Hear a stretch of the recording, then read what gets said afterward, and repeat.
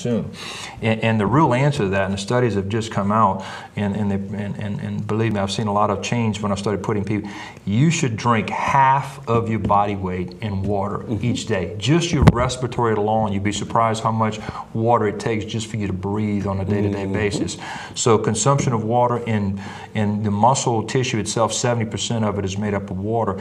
You want lean body mass, you want to diet, and you want to control the brain sending a message to a message being sent to the brain that I'm satisfying something right now by just drinking water will curb your appetite. And it's very important for us to look at water consumption. Talking about fluid consumption, I also want to touch base on the topic of not only about the diet, but also alcohol, different types of alcohol consumption. Right. Considering it's the football season and holiday season. It's on that peripheral, isn't it? On the outside part of it. We all do that, but we will talk because it's an important part of caloric contribution. It's an important part of drinking beer, we're drinking light beer, so we'll have a case of beer a day. I mean, it's football season. I'm not going to beat up people here again, but let us touch base a little bit about what would be considered healthy drinking habits. Again, we are not advocating that anybody go out and start learning new habits, but we are just talking about adults. Healthy consumption of alcohol is 2 drinks, 2 cups of wine, 2 beers, not the 64-ounce, gentlemen, the regular 12-ounce beer per day. This is not a renewable resource. You can't accumulate them for the evening or for the weekend. Save so it's 6, you can get 12 on the weekend? Nope. 2 per day. Healthy, reduces heart problems, reduces stress, and it's good for you. Once you go on to that 3rd one, 4th one, 5th one, the benefits disappear, your pressure starts going up, the calories start accumulating, and you get into trouble.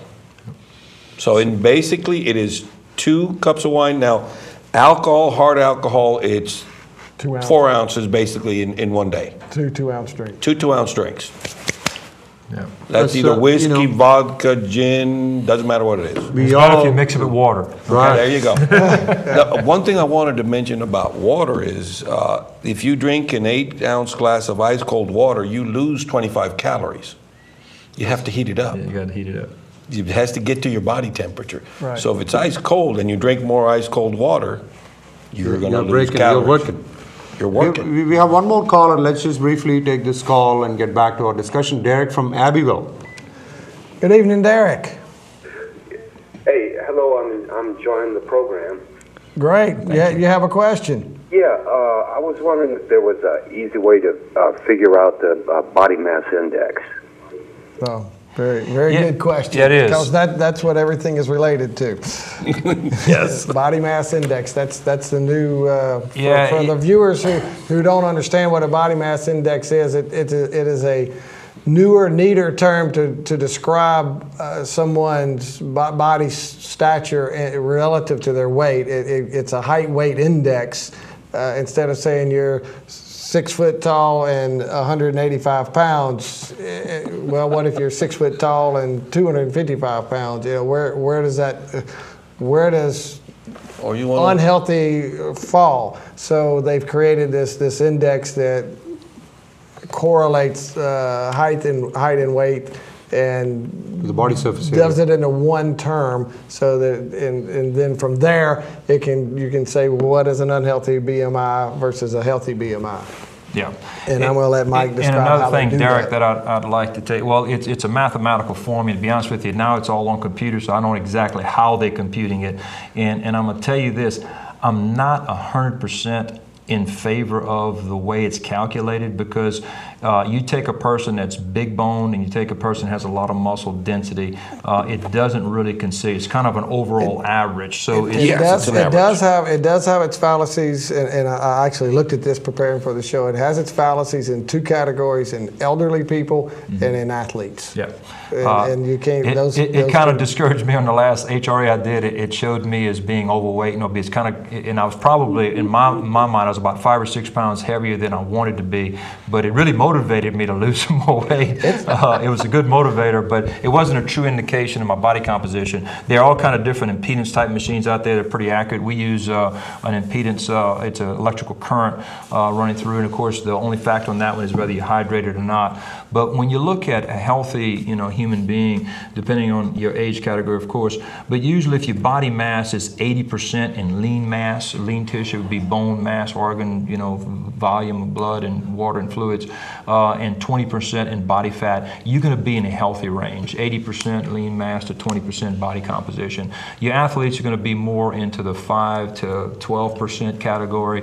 Your average people are going to fall more into 15 to 25%, and then 25 to 35% is on the borderline of moderate. But once you get past 35%, you get into the 40s, especially into the 50s, you're really at real high risk. Now you're talking about body fat percentages. Yeah, percentages. Which a lot of health screenings do with either calipers or impedance measure. There's the hands and the feet thing, and right.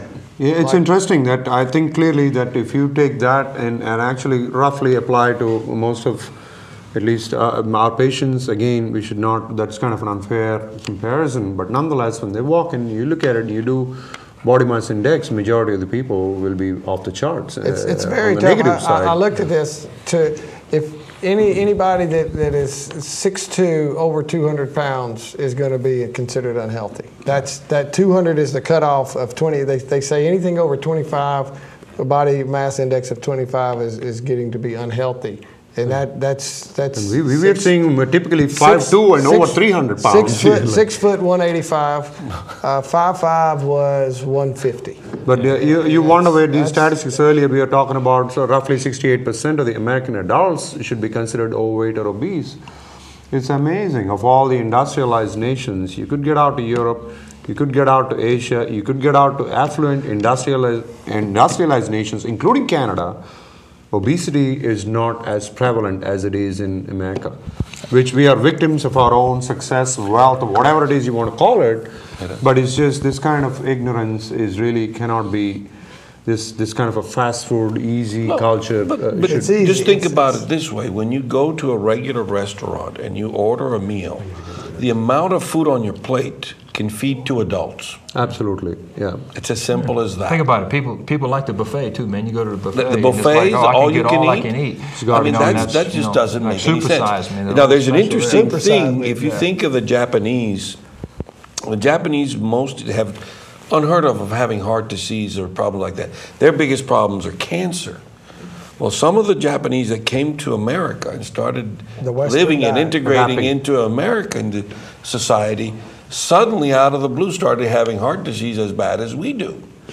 And it's the diet. There's the environment. With respect to the genetic makeup of the Japanese peoples that live in, here we are in this country, all of us are susceptible. And let's just briefly take this, possibly the last call of the show. We got 5 more minutes. We have Ann from Lafayette on line 1. And then we got a few more slides to go through too. Yeah, so. I mean, we'll try to move on quickly. Yes.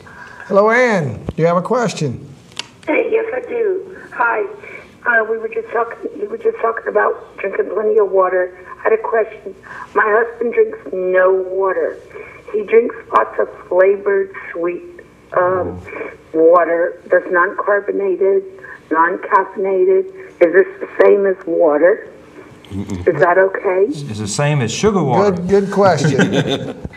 It really isn't the same as, I mean, there are all kinds of these vitamin waters and others, and if you carefully examine this, I mean, again, we haven't done in-depth research about it, but it is definitely not a substitute drinking simple tap water or simple bottled water. There isn't any substitute to that. Drinking any kinds of healthy vitaminized water, none of that is necessary. A simple glass of water, cold water, with or without ice. But I think her point is some people just don't drink water. They just don't like water. They don't like plain water. And some of these are they're no calorie, they're no caffeine, but they still have the food color. They still have additives. So like Dr. Marina said, it's not as good as drinking water, but at least it's hydration. Yeah, it's better than carbonated drinks too. And the carbonation is out. But if you can try to get in, some just regular, just plain old simple H2O, man. That's what your body really needs. It really needs it, and I know it's hard. I try to put, half of it in the morning on my desk, and I'm just forcing myself to drink it to try to stay up with it. And then in the afternoon, I do the same thing and put a half in, just have a goal every day of trying to do it. And if you don't, you wind up going to the bathroom a little bit more. You'll definitely, be cleansing and cleansing the toxins. Cleansing the toxins and, taxing the kidneys, but in a good way, not with all these different chemicals and processes of things that we have to our body has to try to figure out how to break it down.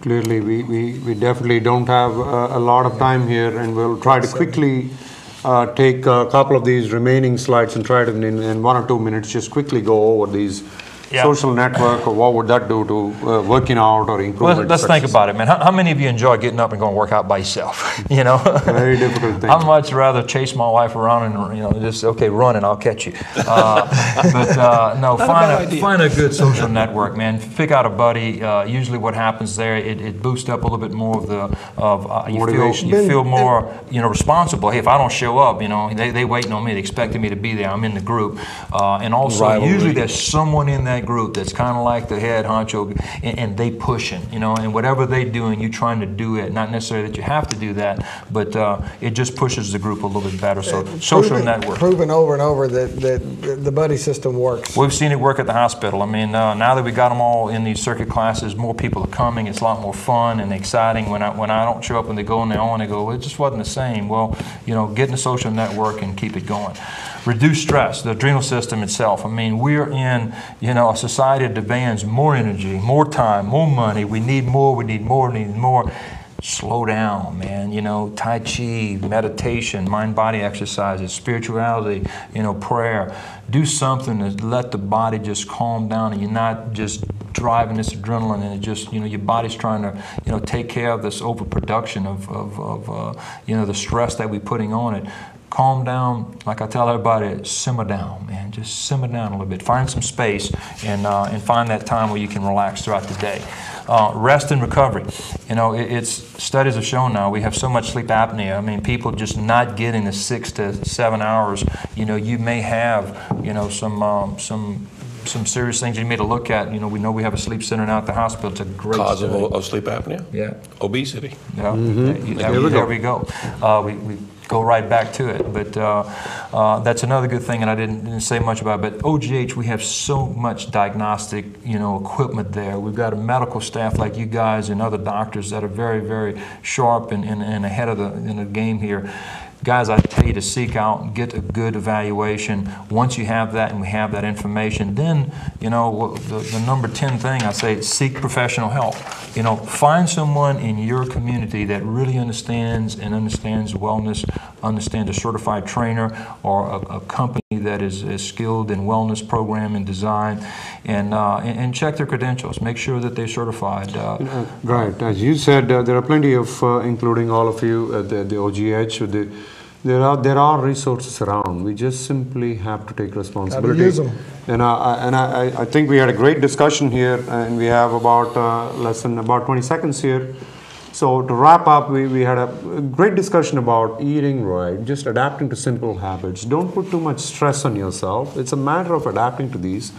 Whether you think you are very healthy or unhealthy, it's never too late to start learning some of these simple habits. We thank all the audience for tuning in. We want to wish you all Merry Christmas and Happy New Year. It's not a sprint, it's a marathon. We would like to welcome you all next year again to come on and tune in for more and more active discussions about a variety of healthcare topics. And good night and Merry Christmas and Happy New Year.